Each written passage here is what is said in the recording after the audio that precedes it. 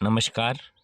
आज हम देखेंगे बोर्ड परीक्षा में सक्सेस के टिप्स जो आपको बहुत अच्छे से याद रखना है। इसमें बच्चों और अभिभावकों के लिए कुछ बातों का ध्यान रखना आवश्यक है और इन बातों से आप अच्छे अंक भी प्राप्त कर सकते हो और अभिभावक भी उसमें आपके सहायक बन सकते हैं।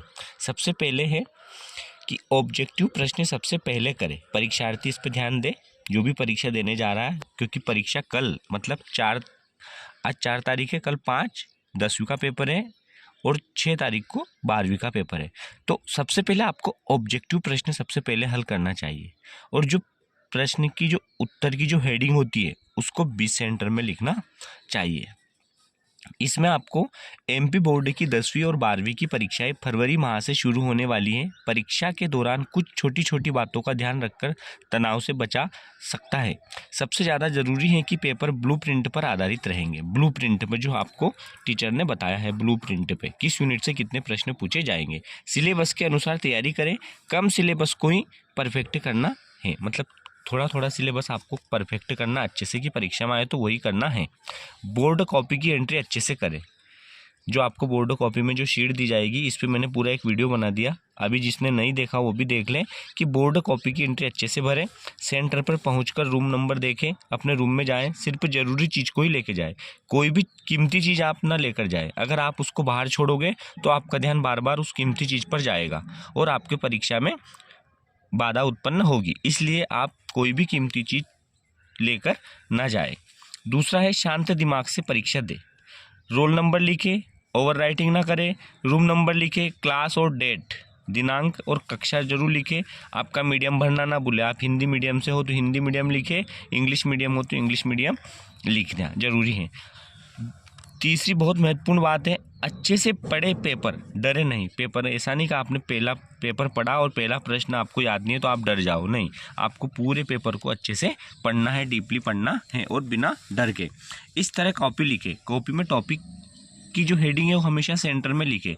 क्या होता है कि जो कॉपी में कभी कभी हम पेंच लगाने से या धागा बांधने से उसका वो जो मेन चीज़ होती है वो दब जाती है, छिप जाती है, उसका परीक्षा के अंक पर प्रभाव पड़ता है। अब तो आपको सप्लीमेंट्री कॉपी नहीं दी जाएगी, लेकिन फिर भी आप हेडिंग को सेंटर में लिखिए। अगला है ऑब्जेक्टिव में पूरे नंबर इस तरह से ले, मतलब जो ऑब्जेक्टिव प्रश्न आएंगे आपके हर सब्जेक्ट में बहुत ज़्यादा, उनको किस प्रकार से आपको कवर करना है उसके लिए आपको थ्योरी अच्छे से पढ़ना है और इसी थ्योरी में से प्रश्न पूछे जाते हैं। अगर थ्योरी अच्छे से पढ़ी है तो ऑब्जेक्टिव प्रश्न पूरे बनेंगे, इससे पूरे नंबर आपको मिलेंगे, क्योंकि ऑब्जेक्टिव में पूरे नंबर मिलते हैं, उसमें एक भी नंबर नहीं करता है।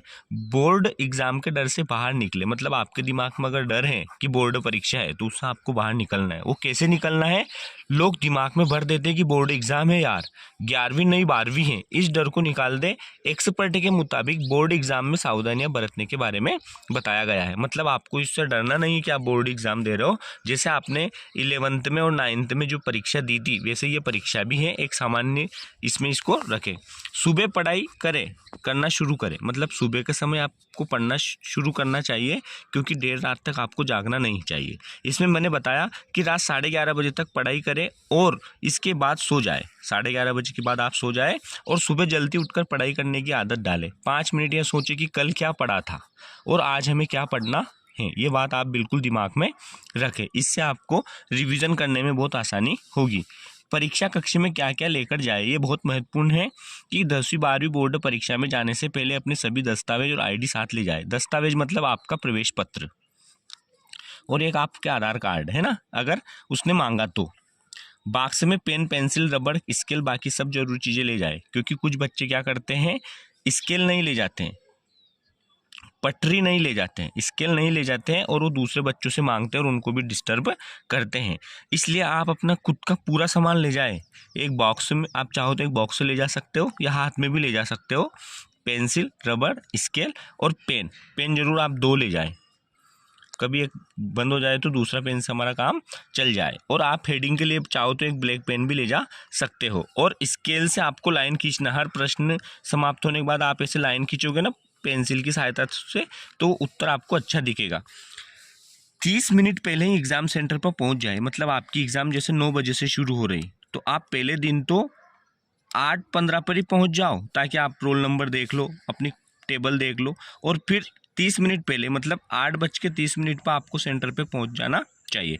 और सबसे मेन चीज़ है, अफवाहों पर ध्यान न दें। कोई कहे ना पेपर आ गया, पेपर खरीद लो, बोर्ड ने ऐसा कैसे आएगा, इन बातों पे बिल्कुल आप ध्यान न दें। इससे आप परीक्षा पर आपका बिल्कुल विपरीत प्रभाव पड़ेगा, क्योंकि आप अफवाहों पर ध्यान दोगे और वो पेपर नहीं आएगा, क्योंकि बोर्ड की इस बार बहुत सख्ती है।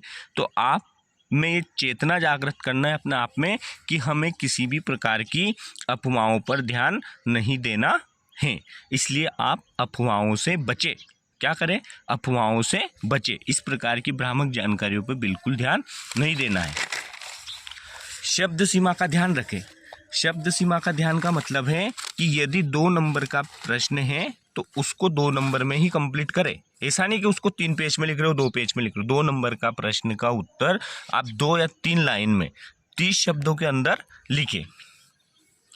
पेपर समय से पूरा करें। हाँ, ऐसा नहीं कि आप एक ही प्रश्न को लेकर बैठ गए और आपका टाइम हो गया। नहीं, टाइम मैनेजमेंट इस तरह से करें कि कुछ छूटे नहीं, एक भी प्रश्न आपको छोड़ना नहीं है। ये आपको सबसे अच्छे से ध्यान रखना है कि कोई भी प्रश्न आपका छूटे नहीं।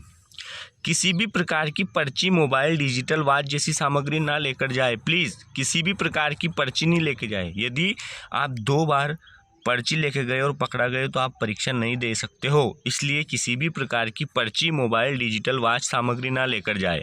एग्ज़ाम हॉल में अपने रोल नंबर पर 10 मिनट पूर्व ही बैठ जाए और कॉपी की अच्छी एंट्री करें। अब अभिभावक भी इन बातों का ध्यान रखें, क्योंकि अभिभावक की भूमिका भी महत्वपूर्ण होती है बच्चों के विकास में। तो छात्र की तुलना अन्य बच्चों या उसके सहपाठी भाई बहनों से ना करें। बिल्कुल तुलना करना छोड़ दे। पहली बात कि वो ऐसा है, वो तो इतना अच्छा पढ़ता है, नहीं, सबकी अपनी अपनी योग्यता है। बच्चों पर अनावश्यक पढ़ाई का दबाव ना बनाए। दिन भर उनको ये नहीं बोले कि पढ़ो पढ़ो। बच्चों पर अनावश्यक पढ़ाई का दबाव ना बनाए, उनका मनोबल बढ़ाए, घटाए नहीं। उसे सुपाच्य और हल्का भोजन दे। सुपाच्य का मतलब होता है जो आसानी से पच जाए, और हल्का भोजन दे। बाहरी भोजन ना कराए। जैसे बाहरी भोजन जाके कराते हैं ना, बर्गर, पिज्ज़ा, ऐसा ना खिलाए, उनसे उनका पेट खराब हो जाएगा। देर रात तक जागते रहने से परीक्षा पर असर पड़ सकता है। परीक्षार्थी को पर्याप्त नींद लेने दें। इस बात का ध्यान आपको रखना है कि बच्चा 11 बजे, 11:30 बजे सो जाना चाहिए और सुबह उसको जल्दी आपको उठाना है और परीक्षा के समय उसको तनाव मुक्त रखना है, उसका हौसला बढ़ाना है। इन बातों को आप ध्यान रखें और ऐसी जानकारी प्राप्त करने के लिए आप चैनल को लाइक और सब्सक्राइब कीजिए। धन्यवाद।